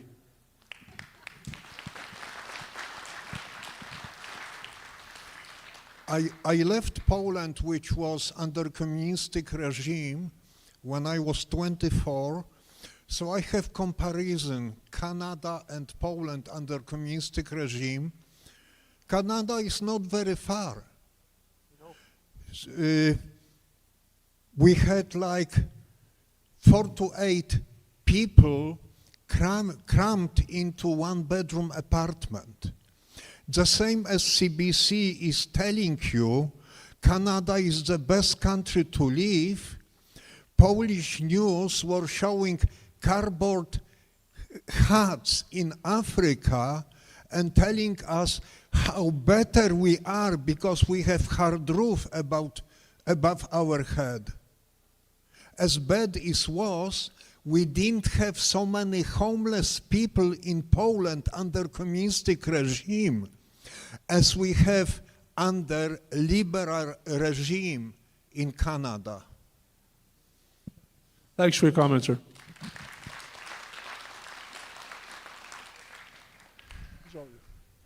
Comment ça va? Hey, Mo. Yeah, that video, if that doesn't get your blood going as an Albertan, I don't know what will. Like, that's awesome. And Miss Flett, great job. Great job, Mitch. Thank you. I Get closer to wholeheartedly, that mic, Mo. I wholeheartedly agree with everything you guys are doing and trying to spread the good word for you guys on your behalf. One question that comes up to me, I was talking to a fund manager a couple weeks ago, and he said, what is the dollar? What does the currency look like? I might be putting the buggy in front of the horses here, but when we're Alberta, what does our currency look like? Are we going to have an Alberta dollar? You know, like there's been a bunch of questions around that, and I'm just kind of curious how that would look. Go ahead, Kathy. You want me to what do I it? think? Yeah? Well, here's what I think. I don't know what Mitch thinks, but here's what I think about an Albertan dollar.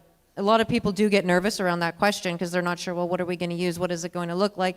And the first thing I say is, well, you don't want to stick with the Canadian dollar because the minute we're out, that sucker is going to tank faster than you've ever seen it before. So we don't want to do that. It's possible that we may want to just use the American dollar for a little bit because we trade in that anyways. That's the bulk of our trade is in the American dollar. If that's working for us, we could stay there.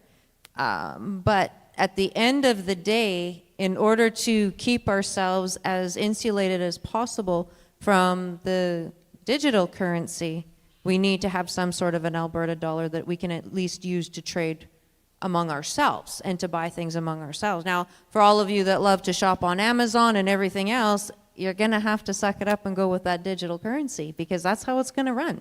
So it's up to you. You can either decide to shop local with that Alberta dollar once the dust settles and we get it all sorted out, or you can do something else. But that's kind of how I see it running. Yeah. Okay, so I know for a fact, Mo, that, like I said, we just got back from Washington. Right. They're talking about the U.S. dollar. Yeah. Okay, so the U.S. dollar for sure. And the other thing is that actually, the last time we were in this hall with the Premier here, she actually, right out of the blue, come out of the green room where we were discussing things before the event, and she said to me, right out of the blue, she said, what do you think if Alberta started trading in U.S. dollars? So they're thinking about it as well. Okay. Awesome. Okay, thank you. Okay. Hello. Hey, Max. Hey, how you guys doing? Thanks for organizing all your stuff, and thanks for the volunteers who came here despite the terrible weather. That was good. Some more question. For Mitch, can you explain or expand what has been discussed with the U.S. administration in a very condensed manner? Say that again? But the question is, can you expand on what was talked or spoken or negotiated during the last meeting with the Trump administration? Well, I can try. I wasn't there. I chose not to go because I thought I needed to stay home. I sent Dennis and Jeff, and I don't mean to say this in any derogatory fashion, but I guarantee you to try to get a word in edgewise when you got both of those guys in the room. So what I say happened there is I totally know that they're talking about what would happen, how we would progress from a province to a country. And I can totally tell you that they're very, very excited about that happening. They're very, very concerned about security on their northern border. And they think that Alberta would be a key part of that. They're very, very anxious to secure an oil supply here. So it looks to me like they're very, very much in favor of this, and I believe that they're going to make some announcements. And we don't want, let's just qualify that. The last time I was there, I said the last thing I want is for you guys to take this thing over and make it look like we're going to become a 51st state, because it's not going to happen. Okay? If we have anything to do with it, it's not going to happen. So they want to help us just so they can help themselves get away from all that cartel stuff that I'm talking about and all the stuff that they clearly identify. And they just published a document, a 29-page document, based on their security, and it mirrors exactly what I've been telling you here today. So I have two questions. The first question is, this freaks me out. Like, holy crow, my gut's just in a knot. It's not that I didn't know some of this, I didn't know the extent of it. So I have an issue. I sit here and listen to this and I'm trying to process it. I want to do my part and go talk to people in my little circle, but I'm not going to remember half this stuff. Where can I go to have facts that because I just can't pick stuff out and remember. Okay, so you know what? I get this every night. Oh, okay. So that's why Max is here. Max is going to take a video. He live streamed this whole thing. Okay. And we're going to make a 20-minute presentation for you that you can bring to your friends and say, here's the meat and potatoes of what we're talking about, so you'll be able to share it. So we're on that. That's what I invited Max to come tonight. He's live streamed many of our events, and so as a consequence to that, that's what we're doing here. And I explained to Kathy, because you noticed how animated and she was. She knew she was going to be on videos moving forward, so that was the deal. Right. So we both knew we were doing it. So and that's going to come out, I promise. Perfect. Thank you. Second question, and I want this as bad as you guys do. Like, trust me, I'm an Albertan, born and raised. There's this part of me, if I'm being honest, I think, how the hell are we ever going to pull this off? I want it to. I'm so scared it won't. So here's my second question. And maybe I'm off. Maybe I'm not on the right train, but how is this message getting to the big cities? How is this message getting to who? Getting to the big cities where they have the population. Well, that's your question, Kathy. Yeah, thank you. Well, the one that there's actually two ways that it's getting to the bigger cities now. I can tell you that I manage one of the Independence Facebook pages. Well, I help manage it. And it has been absolutely fascinating to see the growing number of people from Edmonton in particular that are wanting to join that page. Fascinating. And they say, I'm just learning about this. I want to learn more. I'm on board. I get it now. So we do have a good number of closet separatists or independent minded people in those cities. So that's happening. The other interesting thing that's happening is there was a gentleman in Edmonton who went to an APP event and walked out completely converted. He came in to win an argument and Mitch won him over, and that was the end of that. And long story short, he ended up getting my name and said, hey, will you come and do a conversation of a for and against? And I was like, yeah, sure, okay. Well, he couldn't find anybody to have the conversation with me. And so he did it in front of a bunch of people that he brought that were friends, and it was quite successful. Nobody could come up with a reason why we could stay, no matter what they tried to do. And we're going to do it again next month in downtown Edmonton with a bunch of his friends that he's going to bring about. And these are all people that are not convinced. These are not even fence sitters. But there's an appetite for information. And so to get those folks in the cities kind of over that hump, if you will, it's going to be all information, getting it to them. And doing it very carefully, right? Like the name calling and all that garbage, that's got to go. Like, just stop. If you're on those Facebook pages or whatever, I get the temptation is real, but you're not winning any friends by doing that. So that is what's happening, and it, like I said, it's quiet, but it's coming. Hi. Thank you very much for all of your hard work. I have watched my province, let alone my country, decline.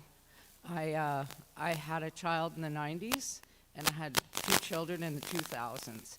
And the education system, the healthcare system, between those 2 generations is so completely overtaken. It's bizarre, the mentality of our new generation. So I'm thanking you for doing what you're doing. My question is, I'm getting questions asked from people about our military, about our healthcare, about our education, and are there tentacles or ways that we can call those people? Because in each industry, in each industry profession, there are APP members, because there's unhappy firefighters as much as unhappy teachers and principals, and they're suppressed so much by the media and by so I'm trying to, there's a call out, like I just don't know how to answer some of these people in my conversations about how important this is for our safety. And is there a way to, like, who's gonna take on the military? I mean, we've got every asset. Alberta's set in the big picture. We just need the people to like get your private to end up being a captain.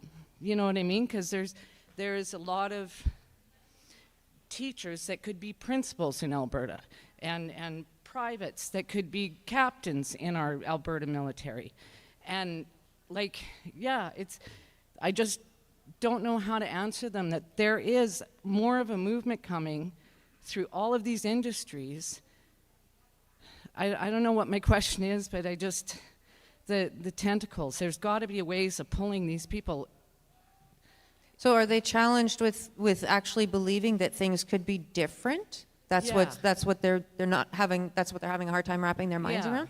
So if you look at it from the, let's talk about the teachers first, right? So they just had a strike, which was a joke. Yeah. It was completely done by the ATA, who made that happen. We all know that. Hopefully the teachers will figure out that they were just used and abused in that whole exercise. But the good news that came out of that is we actually found out the truth of what's going on in these classrooms. Right. Right? And we were able to get to the root of that. So when talking to those teachers, I would think that wanting to be a teacher in an independent Alberta would be something that they would like, because then once we have control of immigration, all of those problems that they're having in the classroom is immediately minimized, because we don't have kids coming in that can't speak English. We don't have kids that are completely traumatized by what they have seen in the countries that they came from, and the teachers can actually teach instead of having to be social workers and nurses and psychologists and all of the rest, right? That's what they have to look forward to, because now we're not under the tentacles of Ottawa trying to dictate and determine what's going to go on in our schools. So that's number one. The second thing that's going to happen with that as well is, now that we're not paying any equalization into Ottawa, we have more money freed up to have the best education system in the world that we want to have. So to put that dream, to put that vision in those teachers' minds probably would help, to think, oh my gosh, I can go back to having a class of 25 kids and, you know, there's 1 or 2 boys that are having a hard time settle and that's it. Like, that would seem like heaven compared to what they're dealing with now. We can get to that. But the only way we can get to that is by becoming our own nation. As it is now, we don't have the authority really to be able to do anything. Healthcare, same. Healthcare, very much the same argument in that regard. Now, the military is really fun. I get this question a lot in the cities, like, oh my gosh, what are we going to do about the military? Because they're all afraid of guns all over the place in there. And I'm like, you have never been to rural Alberta. You have no idea. We have nothing to worry about. We have nothing to worry about with regards to military. But on the other side of that, I'm pretty sure that if we held a meeting in close to the bases that we've got here in Alberta, and just said, open house, come as you are, whatever, not on the bases, but close to. And those men and women in uniform came over in their plain clothes to just hear what we had to say. And we say to them, you know, how would you like to serve a country that actually appreciates you? How would you like to serve a country that will make sure you have what you need if we have to send you overseas for a good reason, not the wrong reason? How would you feel about serving a country that will not embarrass you by putting tampons in the men's washroom? Pretty sure they'd badge over. And it wouldn't take much. It really wouldn't take much. And I think those men and women would be very, very proud to serve a country that loves them and honors them. Is there like a name that we can, I don't know, like the Alberta National Guard? Like something that we can stick a name to so that, because the numbers in our military are dropping. And the cadets that are coming in are all immigrant children. It's crazy what the cadet program now in Canada is turning into. They It's have to, scary. because Canadians don't want any part of it. Right, and Yeah. the kids don't want to be there because, No. you know, they got to deal with those kids in school, let alone in their, you know. Yep. Our cadet program in Canada was one of the best in the world, and it has fallen so down since COVID and the pandemic, what they did to my cadets. Yep. It wasn't okay, and it's just like, how do I tell people? There are so many military people that are done Yeah. with Canada. Oh, yeah. Well, so if they're done with Canada, I get that. How about not being done with Alberta? Just hang tight, let's get out, let's vote on this referendum, make sure we get as many people there as possible, put the work in, band together, and get it done. And complaining about it is not going to get us any further, right? And I get that frustration. I understand that frustration. I'm an Alberta girl too, born and raised. But the only way we're going to fix it, for those folks in particular, is that referendum. And that's it.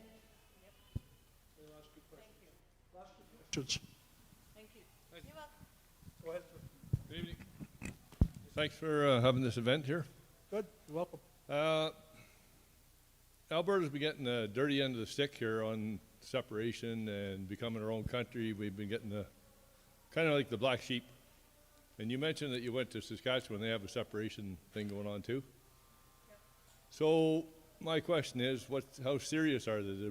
The population is lower, but the percentage of separatists there is higher than Alberta, from what I understand. And also, there's rumors that, Northwest Territories wants to leave Canada, and one of the maritime provinces wants to leave Canada. Northern Ontario is sick of the Liberals, and so is Northern BC. So how far can this go? Can we just, we're going to take Saskatchewan with us, can we take the rest of half the country? Well, you gotta, everybody's got to do it on their own. So Alberta has to leave, Saskatchewan has to leave, then after that, they negotiate if they want to join together, but everybody has to become independent on their own. So if Nunavut wants to do it, if the Northwest Territories want to do it, there's only 50,000 people in the territories. Yeah. Like, I mean, it shouldn't be that hard to do that if they wanted to do it, whether they'll allow them to do it or not. Here's the thing. We're going to try to do our very best to make this happen, and we can. I really believe we can. We just have to get the numbers. And I think that Danielle said she'll honor the results, even though she's an Alberta within Canada girl. So that's the best we could ever hope for. If she allows us to gather our signatures, take it to a referendum, and then offers, and then actually takes the results of it seriously and allows us to move us to the next step, we couldn't ask for any more. So as far as I'm concerned, if they get out of our road and let us do it, that's been my thing from the beginning. Lukaszyk's got 400,000 signatures. They want to have a vote. We can get 500,000 signatures or 1 million signatures. We want to have a vote. She just has to sit on the fence and watch it happen. And then govern after that, depending on who wins. And that's the way I see it. And Saskatchewan is not as big as us, not even close. Quebec is not as big as us, not even close. I've had 4-hour meetings with the Parti Québécois leaders. They're not even close to where we are. They're astounded at the level of organization and the amount of people we have and how well Alberta's doing. So I'm just going to share that with you. So we're able to do it. We have the people, we have the volunteers. We're just get us to the next step. I believe we'll be collecting signatures by January 17th. Okay. All right? Last question, sir. Okay, so I get the idea of separation. I'm totally on board with it. But I guess to play the devil's advocate, if I'm going to go tell somebody, that's not believing in separation, what it's going to look like, has there been like a plan made that's maybe 80% of the way there that could be advertised so that people get a better understanding? Because I know for myself, as much as I want it, I have just as many questions about, people have already said currency, security, is there a border from north to south of Alberta?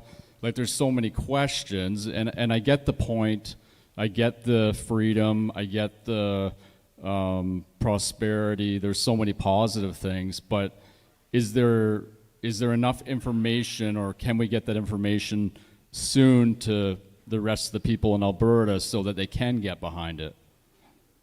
You want that one?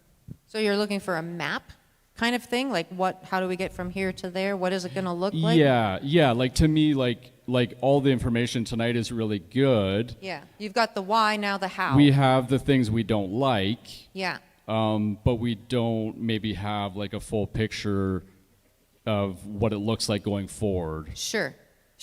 So, well, first of all, if that referendum doesn't pass, it'd be a whole bunch of us moving, because that'll be our last option. I don't know exactly where we'll go, but that's what will happen.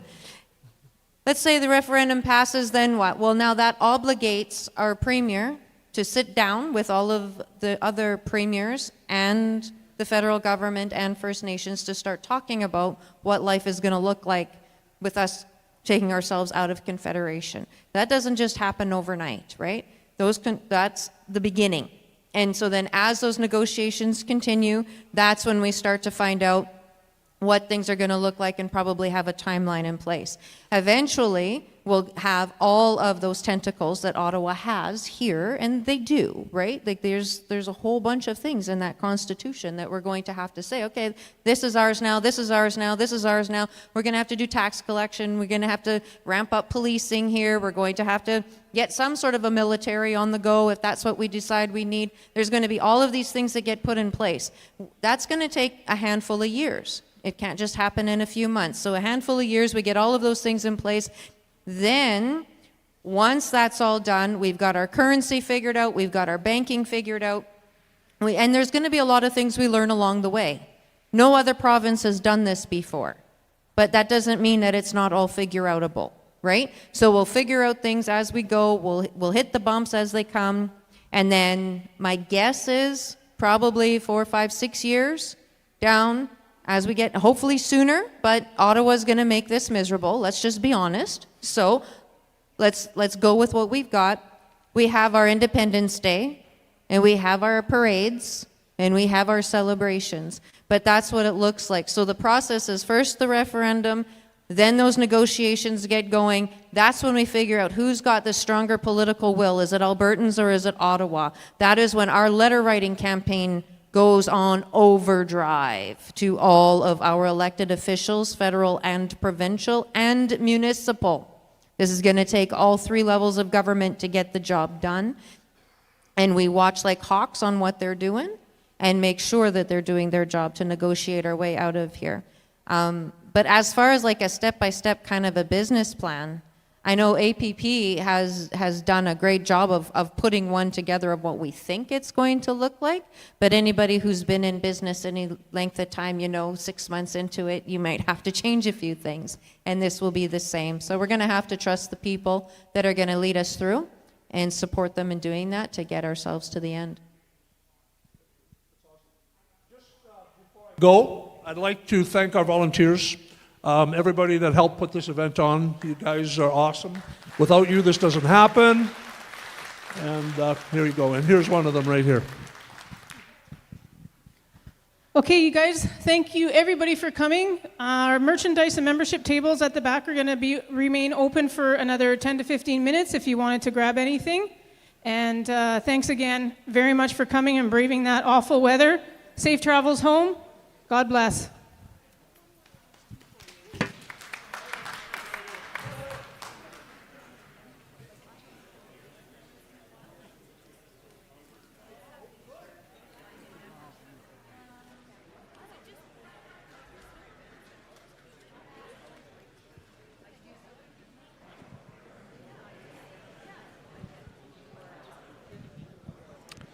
Thank you very much for tuning in. We're about to close the live stream soon. If you can, just chip in on the super chats as well too, and you can also contribute financially by sending an email, an e-transfer to go@freedomcanada.net. The address will be shown as well too. It's on the lower left corner of your screen. So I would like to thank you very much for coming here. And thank you very much, and have yourself a nice day, and watch the weather because it's very sleepy down there.